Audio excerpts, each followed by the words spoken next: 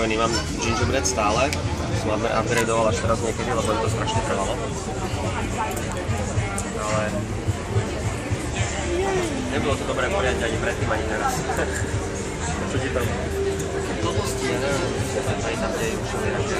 A tak nechcem vôbec fungovať, ale podozrievam, že to možno niečo s kartou, ale nemusím sa čo riešiť. No, je také čudné.